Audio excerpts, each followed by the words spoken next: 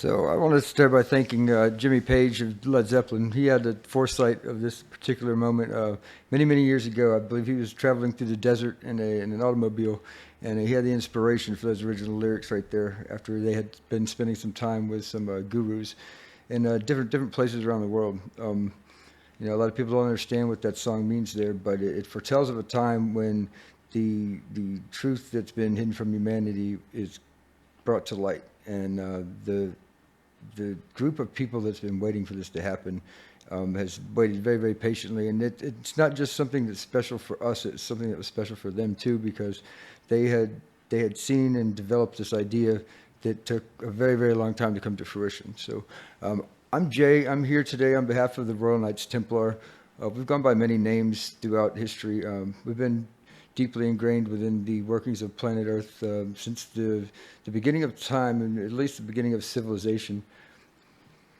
I want to make a distinction here immediately too. There's a Templar that's existent on Earth right now, and there are various factions of it. And while there are some factions that do represent the original creation and the original creator's will, there have been over the past 100 years or so a various set of factions that are imposters, carrying our badges and carrying our name and using those things for ill purposes and ill intent. And they know who they are, and they know Daddy's home, and that they're going to be brought to justice swiftly. So just know there's a distinction, and I think there's a lot of negative stigma that has arisen amongst the order here over the last 30 or 40 years of just people not understanding. Up until this point, it hasn't really been possible to divulge a lot of what goes on behind the scenes, because the bulk of humanity didn't have the responsibility to deal with the power and the implications of what the truth of the nature of this reality do imply. A wise man by the name of Nikolai Tesla figured out a lot of the internal secrets and mechanisms of how this reality works in the 1940s. And he was approached by a group of very patriotic and caring individuals who explained to him very, very nicely that what he had figured out, it was the truth. But at the same time, the people that power on this planet at that time did not have the responsibility to not weaponize the technology and the ideas that he'd come up with. So I believe there's a bit of a mechanism that went on there where a lot of his work was put into classification and brought out of the public eye until a time that it could be set where the humanity as a whole was responsible enough to know this technology and wage this power. And it wasn't that he was being silenced for any sort of nefarious purpose, but it just the nature of this technology implies the ability to create weapons beyond your wildest imagination. So only now at this point in time do we have the education and the understanding and the discipline to actually even talk about these things publicly. I believe what we're going to go through here is going to be the first time that anyone has ever actually publicly divulged some of these things in the history of mankind. So I'm doing my best here to humbly introduce myself, and it seems hard to do these days when I come and I talk about these things. But, officially, my title with the order is Hemispherical Grand Master with a purview over the Americas. And what I do is I kind of maintain a balance on this side of the ocean. I have a counterpart somewhere in the Ural Mountains in Russia, the USSR, Soviet Union, whatever it's called these days. But I've never met this person, and I'm sure that he knows of my existence too. And we've been working together tirelessly over the past 20 years to develop the language to bring these technologies to you people, and to deliver them in a way where we can start a process within you that builds upon itself as you study and you understand these principles. If someone attends a university, what they end up doing usually is in the last semester they attend a class, and it's kind of like a capstone class where you take all these individuals who've gone through these various fields of study, and you polish them just a little bit for two reasons. One, to ensure that they fully understand the nature and the mechanism of the things that they've been there to learn. And the second is to make sure that their character and their ideals properly reflect the ideals of the university that they've gone through. Those are the two main functions, and you're going to find that at almost every university. So if you've made it to this video, congratulations, you are about to graduate from the school. You've been on this path now for a while. You may or may not know of your involvement with the Templar over the long course, but right now is a very special time, and the first set of individuals, human-based individuals that have, as a collective, maintained an energy level which will allow you to integrate back into the creative powers and the creative platforms that you came from. Over the next 12 weeks, I will be addressing a set of lectures that will be provided through this outlet right here. We have a brother that's taken charge of organizing the situation, and we've set up a system where I'm going to give you guys an opportunity over the next 30 days here to get in touch with Brother Paulus through email, or you may be able to get in touch with me directly. I'm not sure how that's going to work yet, but we're going to give you the opportunity to ask questions that I can address in these lectures. During the lectures, we should have a small live audience too that are going to field questions and help kind of drive the course. But what we're talking about here is a universal integration. At this point, you probably understand that there is a chakra system that defines the energetic body of the human existence, and all the existence in general is what it actually applies to. So we're going to go through the next 12 weeks on how to go from not knowing anything about any of this to being a master of the universal arts and taking your part then in the co-creation of this reality from here on out on behalf of the spirit and yourself and all of those that are alive now. So the Templar here we have two main objectives.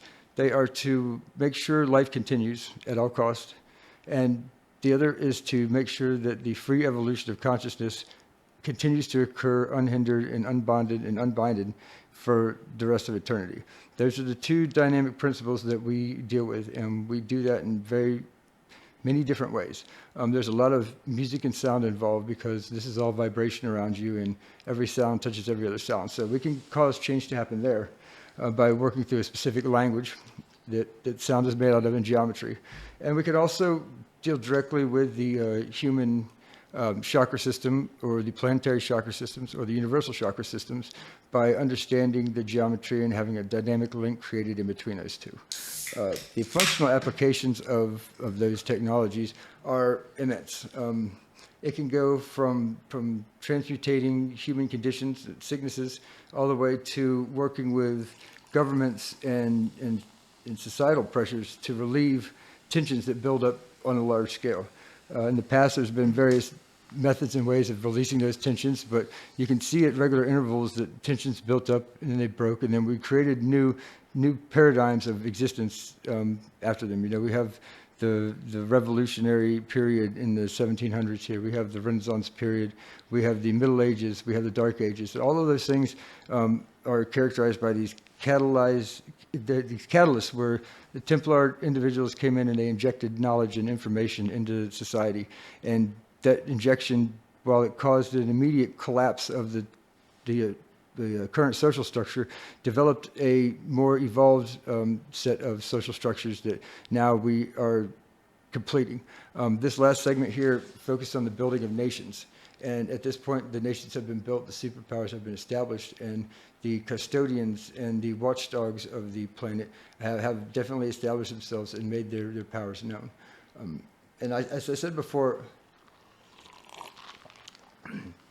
there have been people running around crying our name, carrying our badges that were not actually unique in genuine Templars, and they have caused a lot of havoc and caused a lot of confusion on the planet as to what we actually do here. No one actually knows what we do, and through this course here, I'm going to get into a little bit of that. And again, even the factions of Templar that exist on this planet currently, there are Templar and there are Royal Templar, and I'm on behalf of the Royal Templar today, and what that means is the Royal Templar is comprised of ascended masters who are formerly known as the Great White Brotherhood. It has nothing to do with racism or the Aryan Brotherhood in the United States and around the world. It has to do with a group of people who have walked the path of say, Brother Christ on earth, and they've mastered one of these elements of consciousness.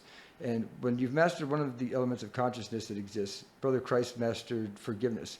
And when someone prays to Christ, what they're actually doing is they're tapping into this node of forgiveness that exists forever because he mastered it and he left it there in the heavens for us to tap upon. So the order that we refer to as the Royal Order are ascended masters who have already ascended the plane of earth and now have the ability to exist in between both planes at the same time. Now, myself, I had an experience where I was born a human being, and at some point I encountered a situation where I was able to provide host to one of these ascended masters, and now I can speak out of two mouths. I have my human mouth, and then I have ascended master mouth that can take over when necessary to operate through me to do work here on planet Earth. So that's the difference between the Templar and the Royal Templar. But we received our indoctrinations on the ethereal planes of Shambhala in the holy temples in Shambhala, which is an actual ethereal construct where the order of the Holy Family does go on. That's another element of this here that I'm representing here. Is we're speaking not only on behalf of the Templar, but of the Holy Family that we all know as Christ and his disciples. They're all founders and members of this original order, and when we speak on behalf of them. The outline is going to go kind of like this. The first week, I'm going to talk about Templar history and the kind of the history of planet Earth. There's a lot of things that were taken from you guys at different periods of the Catholic Inquisition. That was a big period where the church went around this planet and they destroyed any evidence of anything about anything real. And that's it's a great disservice to humanity, and we're hoping that we can bring back some of that real history. We actually have records of all the things that were taken. Like when the library was burned in Alexandria, we actually got copies of everything that's there stored on a special kind of hard drive. So we have that information to share with you. We have a real history and the real timeline of how we got to where we are pre, say, 3000 BC. Our original order here on Earth, I think, spawned out of the Eleusinian mystery schools in Greece, and that came from the first agricultural culture there in Greece, where the farmers were discovering things different about their wheat and their situation, and it allowed them to plug into this universal source of energy that we're going to talk about here. And when they did that, they became extremely wise and extremely powerful because they understood the mechanism behind what was going on here, and they were the only ones that didn't at the time. And the Pharisees of that time, they were all from one of these mystery schools, and they all actually had legitimate ability to work with reality. And at the time that that's happened, that was unheard of. Like if someone came in and they performed one of these acts that I would consider to be commonplace in my world today, they would be revered as one of the gods or a creator or some sort of mystical being. And they used that power for a long time, even up to the time of Christ. The Pharisees were maintaining large amounts of power and laws over certain things. And again, that all precipitated from the Eleusinian mystery schools in Ulysses, Greece. So the first week, so we're going to go over the history. The second week, we're going to go over the anatomy of the spiritual body. And the way this works is the various points of anatomy are all organs, and they make up a body that's very large. And each one of the organs has a specific energetic function that we're going to look at. And as we learn the energetic functions of these particular organs, they will start to operate as a body in one huge body of work. And when that all comes online, it does amazing things for the user. All right, we're going to talk a lot about the user and the user's position in this. So we'll start that second week with talking about that system of chakras and that energy system, whereby matter becomes reality through a human observer. And there's a mechanism there that I can accurately describe, and understanding that mechanism will bring the system online as you understand the various components of it. The following weeks, we're going to get into the functional applications of said things. The the first little component we'll get into in week 3 will probably be the universal grid system and the way that life energy is delivered through different nodes and areas on the planet. And we'll talk about the turmoil and the conflict that has always surrounded these particular nodes and what we're hoping on doing with them here in the future as we try to move forward in a peaceful manner. The fighting that's been going on for thousands of years here in these particular regions needs to stop. They've been fighting over these energetic nodes. No one really understands what they're fighting over. They just been fighting and fighting and fighting. And for a while, it was part of what kept this whole thing together. You had to have fighting at the same time as you have these elements of love happening somewhere. And they've conglomerated around these little centers. And we're hoping that we can bring some peace to that as we inject this last bit of truth into the world here. We're going to get into, after that, different areas of healing human bodies, how the mechanisms of the body work, how the energy and the chakras then work with the physical body. And we're going to divulge the protocols for applying these techniques to human beings and animals and situations in general, okay? When you look at these things, there's a definite way this happens. I was able to start doing this when I originally received my incarnation in 2003, but I wasn't able to describe it to anybody until recently. You know, it took about 20 years almost to develop the language to make this make sense to anybody and to make it make sense to a physicist or a quantum physicist or a biologist, because you have to look at what we're doing here. We're taking a bunch of different disciplines and we're putting them all into like one umbrella where they all work together. Now, when you can link the chemistry with the physics, with the consciousness and the biology of the body, that's when we get a unified system here that all works as one unit. There's actually mathematics that describe how this works. After we get done through talking about the body and the human systems, we're going to talk about the actual platform behind what is making this happen, right? So every system has an operating system, right? And we're going to get into the operating system for the reality that you're living in now. The way it works is very, very simple when you get down to it. And the equations that Einstein was working on when he died, everyone thinks his great work is the E equals MC squared. But what I found out this past year was that that's not actually what he was working on when he died. That was a project he was working on. But the general theory of gravity, the unified theory of gravity, where he was trying to describe how gravity was shared throughout the entire universe, that's the big deal that he was working on. And I had the opportunity to meet some people who had personal family connections with Mr. Albert Einstein this past summer. And instantly, when I was shown the work he was working on, I was able to derive the rest of the equations that he was looking for. And I'm going to share that in these videos. And it wasn't a single equation he was looking for. In fact, it was 3 equations. And the 3 equations together, when you look at them from a physicist's point of view, they solve all of the uncertainty in all of the different areas of scientific discipline that we look at today. You know, at this point right now, as I speak, there's a lot of holes in scientific theory. There's holes in physics. No one understands the mechanisms of how this stuff works. And they don't understand the mechanisms because, 1, their computers aren't fast enough to read it. And 2, they haven't integrated the observer into the equations yet. And that's the integral part, because the observer is the only thing that can accurately measure what's actually happening here. Our computers, if they operated faster than the speed of light, they may be able to measure it. But we're just on the precipice of engaging that right now. And over the next few years, and especially after this technology and math that I share, once it gets out into the world to the right hands, it will finalize the different areas of technology that we have available to us today. The horizon here looks very different. We're looking at a world in front of us that you get to change the way we do things. For thousands, millions of years here, we've been looking at a world where we work very, very hard to survive, and most of the population is putting in excessive amount of energy just to sustain their actual life. And that's not what was meant to happen here in any way, shape, or form at any level by any people. But we're only at a point right now where technology will give us the ability to leave those hurdles. And it has to be done open source so that we don't have one person controlling these things at any given time.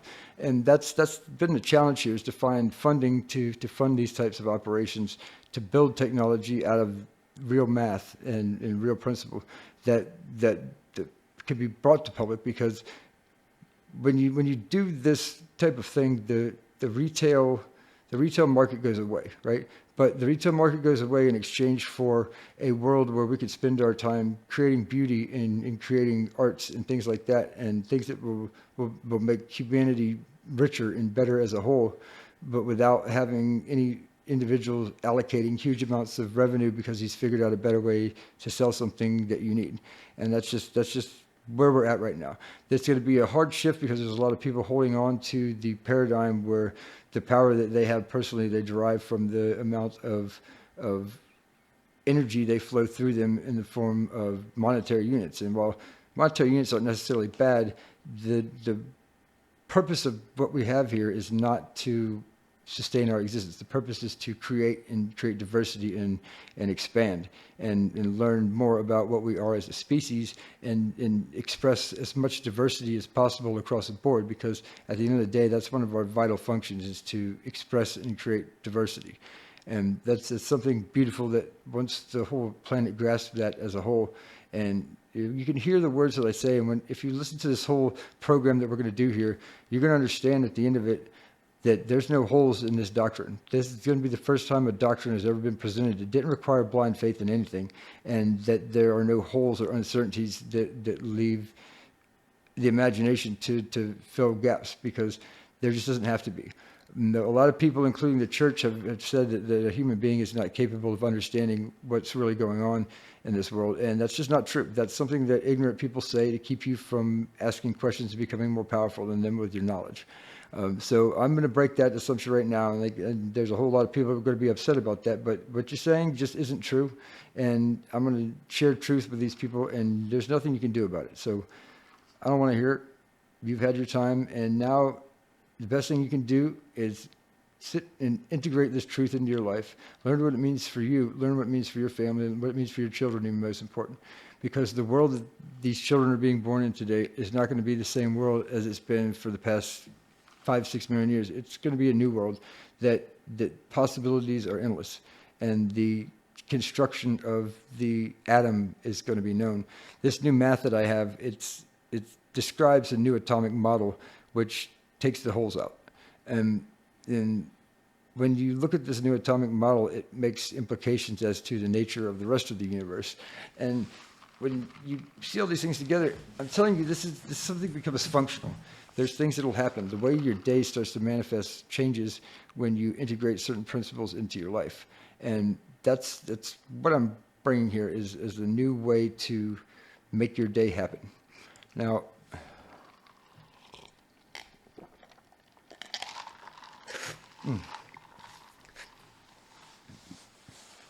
the major world religions, they all have this idea of this separate place that occurs and exists for when you no longer are here, when you've passed away, and how that works. So we look at the Judeo-Christian ideas, because there's a lot of people working upon that here in the world. They think there's a place that you're going to go to be rewarded or punished when you leave this earth, and it's just not the case in the way they present it. The truth of the matter is actually much more glorious than there being a place that you go when you die, and we'll get to that, and we'll get to the mechanisms of what that is. But over the next couple weeks until we actually start the classes, I'd like everyone to start thinking about what they think a heaven would look like for them. When we get to actually doing these lectures, I want you to ask questions that will help us define what that's going to look like. Because right now, the idea of most people is that there's this fancy place in the clouds where everybody's just hanging out. And while that's a glorious idea, there's much more to it, and there's a much better plan than hanging out in the clouds, because I've been in the clouds, and they ain't no fun. It's cold and it's wet, and ain't nobody like to be cold and wet. So we're going to get to the bottom of what's actually here. And I want everyone to bring ideas to this discussion to discuss together and come to a conclusion about what we're actually talking about here and what we're dealing with. So the traditional idea of this heaven, there were two ways to. There's one way to get there, and it occurred when you passed away. And that's just not how it works. So I'm going to show you the other way here. What if it happened individually for each person at each moment that they are ready to exist in that world? And what if it didn't require death? What if it didn't require a transition of the body from one state to another? There's two conflicting ideas here, I think, in Judeo-Christianity. Is one that a person dies and they go to the heavens, and then there's another situation where this Messiah comes back, Brother Christ that they mentioned, and all of a sudden the world is either transformed into heaven or Christ takes them all at once into heaven without having to go through the course of dying. I'm not sure exactly how that's translated in all the different regions and different dialects of Christianity, but that's the basis of the idea there. What I ask you guys to do is set aside those ideas that you may have, and I want you to come to me with your original ideas, and we'll discuss them. And I've asked the Universal Template here to present them to me in an order in which we can build a real productive discussion about that. We're in a very special time right now in the timeline that we're existing in, right? So for the first time ever, the system has become available to the masses.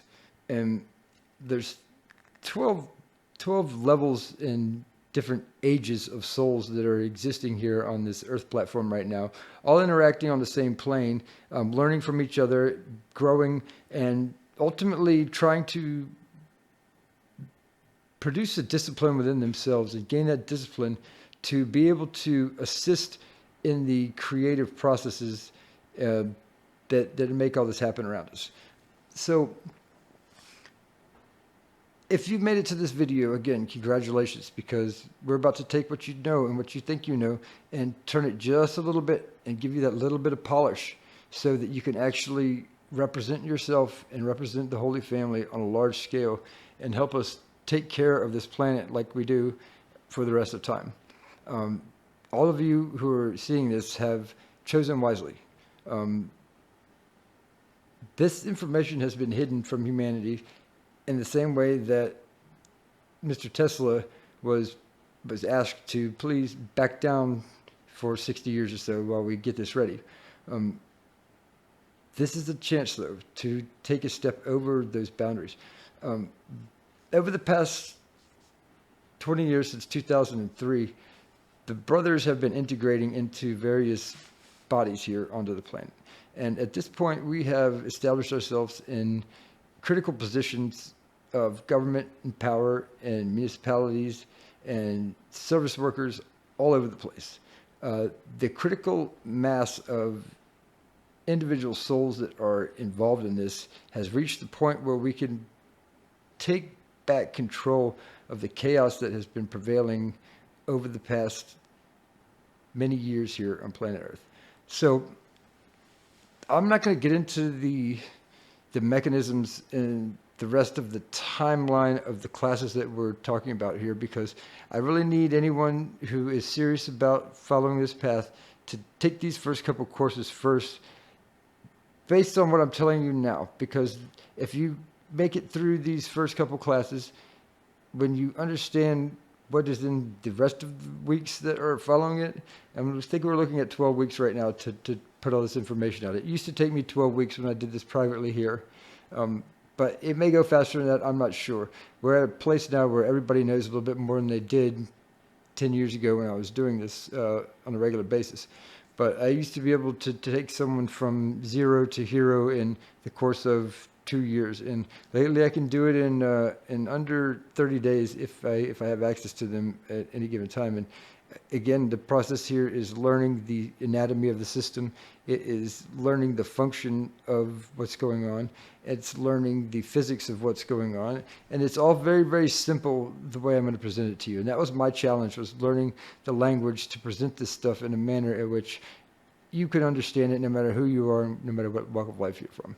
So I'd like to leave this today saying that in the comments down below, you can leave some comments for Brother Paulus. And Brother Paulus is going to take all your comments here over the next little bit, and he's going to forward them to me. And I'm going to take all of those comments into account and all those questions into account when I'm formulating each of the daily classes. I'm not going to come in here with a list of things that I'm going to speak about. I'm not going to come in here with a script.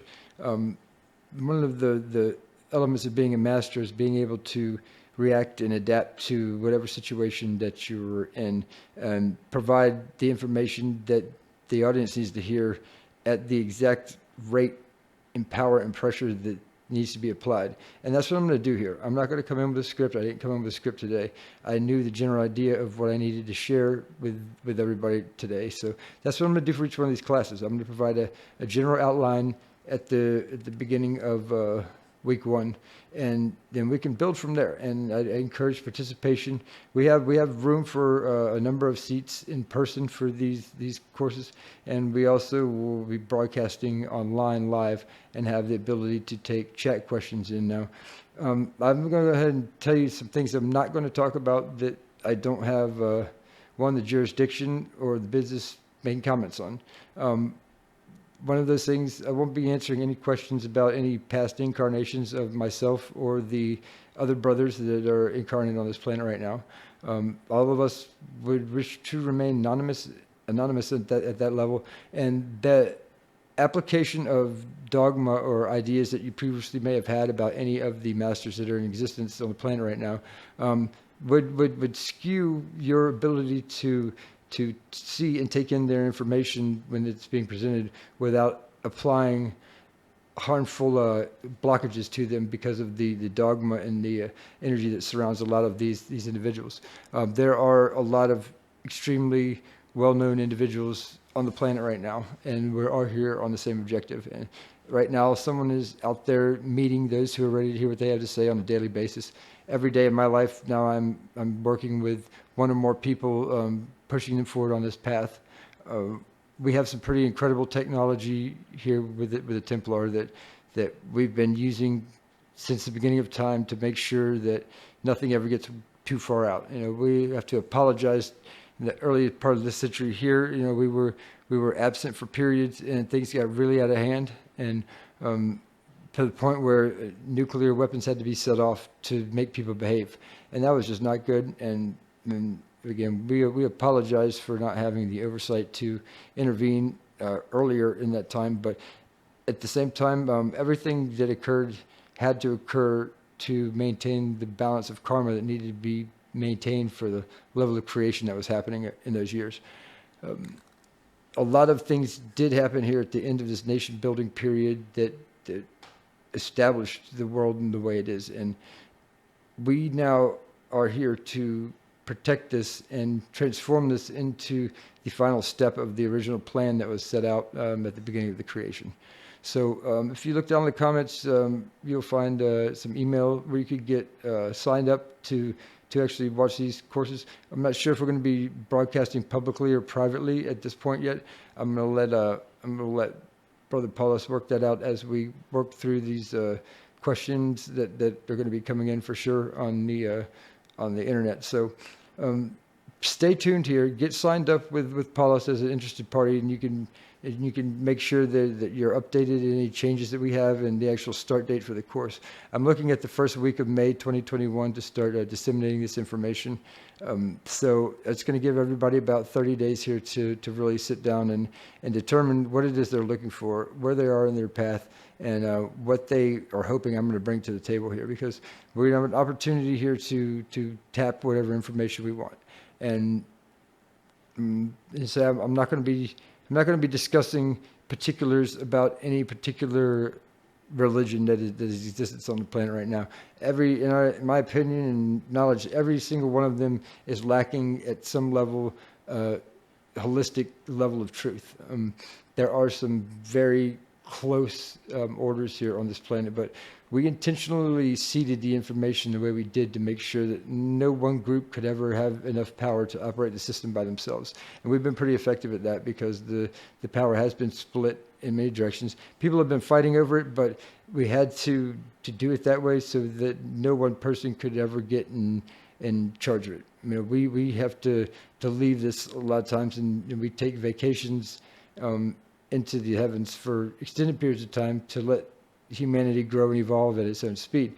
but at the same time, we needed to be here to maintain those things. So we do our best every time we show up to make these changes, to really think out what we're doing and think out the information we're injecting. So this is, like I said, the first time humanity has ever had the opportunity to take that last step. And I want to congratulate all of you again for making it this far and getting the opportunity to even hear what we have to say, because we've been holding this back for quite some time, and we've done it for the reason of maintaining creation. We didn't want to leave a situation that we were going to have to monitor directly and closely in those times when we were off doing other things. So again, we love you all. We are here because we have an outstanding love and devotion for life and for humanity in general.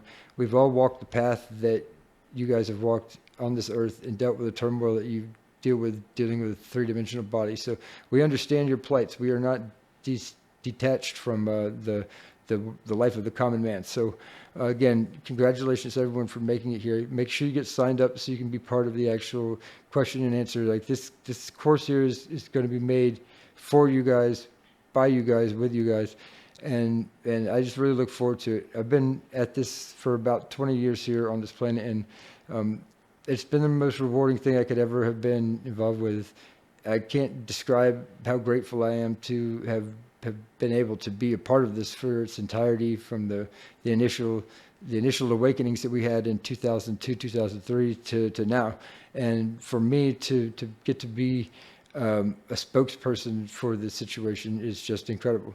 The calls I get on a daily basis from people whose lives I've touched over the years, who I've maintained contact with, are just incredible. The things that they're doing in the world and the areas of the world that they moved into. At this point, I've worked with someone that's on almost every continent of the planet, and they're all at a level now where they can directly deliver information.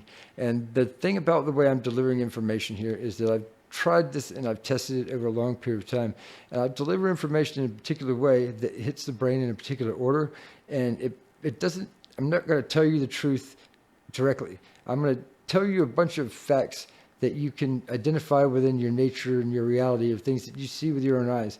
And from those facts pointed out in the proper order, you will come to deduce from those facts what the truth is about the nature of your own existence.